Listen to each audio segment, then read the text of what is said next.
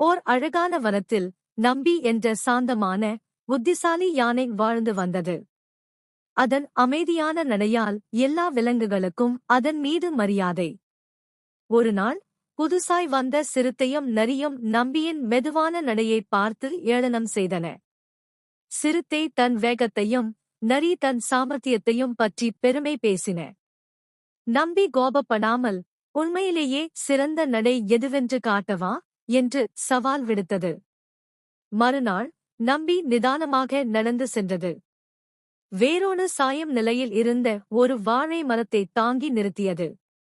பள்ளத்தில் தவித்த ஒரு மான்குட்டியை காப்பாற்றி அதன் தாயிடம் சேர்த்தது. காய்ந்து போன ஒரு கிணற்றில் இருந்த குப்பைகளை அகற்றி மற்ற விலங்குகள் தண்ணீர் குடிக்க வழி செய்தது. நம்பி திரும்பி வந்தபோது சிறுத்தைக்கும் நரிக்கும் தங்கள் கேலிக்கு வெட்கமாயிற்று. நடை என்பது ஓட்டத்தை பற்றியது அல்ல, உன் பயணத்தில் நீ மற்றவர்களுக்கு எப்படி உதவுகிறாய் என்பதே முக்கியம் என்று நம்பி அறிவுறுத்தியது. நீதி: வேகம் முக்கியமல்ல, நம்முடைய செயல் மற்றவர்களுக்கு எப்படி உபயோகமாக இருக்கிறது என்பதே முக்கியம்.